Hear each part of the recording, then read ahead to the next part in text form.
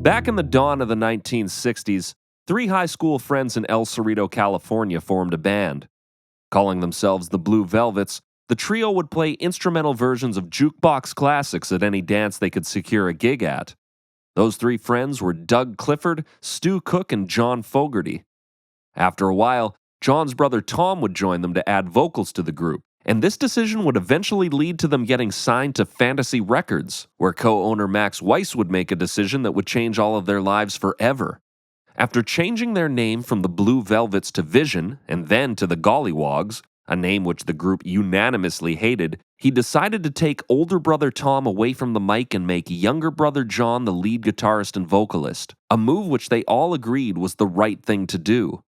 This decision would both pave the way for the band's highest heights of success and create the circumstances that would eventually destroy it from within, a topic we'll return to shortly.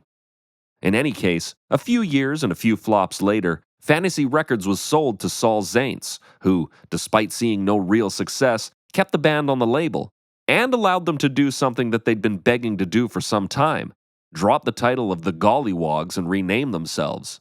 The name they eventually settled on was Creedence Clearwater Revival, known colloquially as simply CCR.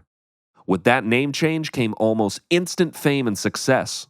Over the next few years, CCR released hit after hit, headlined the Atlanta Pop Festival in Woodstock, performed to millions on The Ed Sullivan Show, and graced the cover of Rolling Stone magazine. This group of high school friends who decided to try their hands at being a local band had achieved more than their wildest dreams. Yet, while riding high in the sky, behind the scenes there was constant infighting. With John being made lead singer of the group, he'd grown into the de facto leader of CCR, basically becoming the sole songwriter and decision maker, and as a result, jealousy and ego gave way to explosive arguments and irreconcilable disagreements. They should have been some of the happiest people on earth, but instead, they were miserable and headed for complete annihilation. To put it poetically, rain was falling on their sunny day, and this metaphor is the basis for one of their most legendary pieces of art, a classic called Have You Ever Seen the Rain? That song is really about the impending breakup of Creedence, John Fogerty once explained to Rolling Stone. The imagery is, you can have a bright, beautiful sunny day, and it can be raining at the same time. At another time, he'd expand on his mind state at the time of writing, saying, "Man, we reached all our dreams, and you guys are only talking about negative stuff. By your own volition, you bring in a huge rain cloud and cause it to rain, on your own perfect dream." That's the way I saw it. I was watching the band disintegrate right in front of my eyes. And yet, while Have You Ever Seen the Rain is about a specific time and circumstance, it lives as one of YouTube's highest listened to songs from the 70s because of the way the lyrics are written. That is to say, great art is usually inspired by specific situations, but has the power to speak to many. Never once in the lyrics does John mention the band or their arguments. He instead solely relies on expressing the emotions through metaphoric and symbolic devices, making the song about sadness occurring when happiness should be reigning, a circumstance countless amounts of people in countless situations can identify with. That's one of the real markers of great lyricism: universality. Had John gone into more detail about his own situation, it would have been a great autobiographical number, no doubt. But instead, it's much more than that. It is a personal anthem for the millions of people who hear and then identify with it. Something to take into their own psyche and say to themselves, I'm not alone in this feeling, which is a great step towards recognizing the rainbow that presents itself during a downpour on an otherwise sunny day, which, as we'll see in time, is how John views the song now, all these decades later. But, for now, let's visit the rain that inspired this timeless piece of music history. Someone told me long ago, the first verse begins, there's a calm before the storm. I know, it's been coming for some time. The next lines, when it's over, so they say, it'll rain a sunny day, I know, shining down like water, are quite paradoxical and therefore quite fitting of the metaphor. Instead of agreeing with the saying, sunshine follows rain, John retorts, beyond the storm, even in the sunshine, is more rain. That is to say, No matter how bright things may seem, this cycle of misery has no end in sight. He then queries his listeners as to if they've ever been in his shoes, asking, I want to know, have you ever seen the rain coming down on a sunny day? In his second verse, John explains his disposition further, giving a bleak history of its past, its present, and even the forecast for his future, which mirrors the cyclical sentiment hinted at in the previous verse, writing, Yesterday and days before, sun is cold and rain is hard.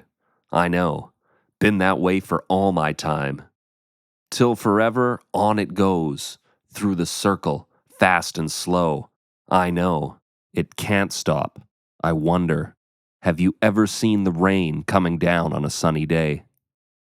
Out of the whole song, these, the last lines, are especially identifiable to those of us who have experienced a spell of depression in our lives. They perfectly encapsulate the horrible feeling of permanence that manic depression carries within its heavy cloud, and the helplessness that accompanies it. Again, while these lyrics were written about a specific episode in John Fogerty's life, they're presented in such a masterful way that anyone can hear or read and say, yeah, I've been there, and forever after hold them dear to their own story. And if that seems depressing in itself in some way, fret not. There is a happy ending to this harrowing tale. The song was originally written about a very sad thing that was going on in my life, John would tell an interviewer decades after Have You Ever Seen the Rain was already a legendary part of our culture. But I refuse to be sad now, because now this song reminds me of my little girl, Kelsey, and every time I sing it, I think about Kelsey and rainbows. And then even later, in 2023, upon the song joining Spotify's Billions Club, John reflected, ironically, I wrote this song about my band breaking up, but today the song has found new meaning for me. I love to dedicate it to my family because they are the rainbow that comes from rain falling on a sunny day. So to those currently caught in the rain, take solace in the fact that it always passes, and somewhere around you, at this very moment, is your rainbow, just waiting to be found. But of course, that's just one opinion, and I'd love to know what you think Have You Ever Seen the Rain is about in the comments section down below, and what the song means to you. And if you want to help out the channel, you can do so by simply sharing this video with someone who would enjoy it and hitting that like button beneath the screen. And if you haven't yet, don't forget to hit that subscribe button for more Lyristoric videos in the future. You won't regret it. And last but not least, the Lyristoric merch shop is available to one and all and can be easily found under every Lyristoric video or directly on the Lyristoric channel page. There you'll find professionally designed music and lyric-oriented premium tees, hoodies, slides, pendants, mugs, and more, all designed by cardanapparel.com at great prices. Share your love of music and lyrics with the world and look fantastic all at once in these stylish wares. Not only will you look and feel incredible, but every purchase goes towards helping this channel continue. And it's not just Lyristoric wear either. Click the link in the description or simply go to cardanapparel.com to shop Cardan's impeccable and vast designer selection, such as the much sought-after, exclusive, and esoteric 1111 line, and give your wardrobe a serious boost. Every purchase at cardanapparel.com supports Lyristoric's continuance, and, most importantly, you end up looking amazing as a result. It's a win-win. So why wait? Go to the Lyristoric shop or cardanapparel.com now with the links in the description and take the first step towards looking and feeling phenomenal. Otherwise, thanks for watching, and I'll see you in the next video.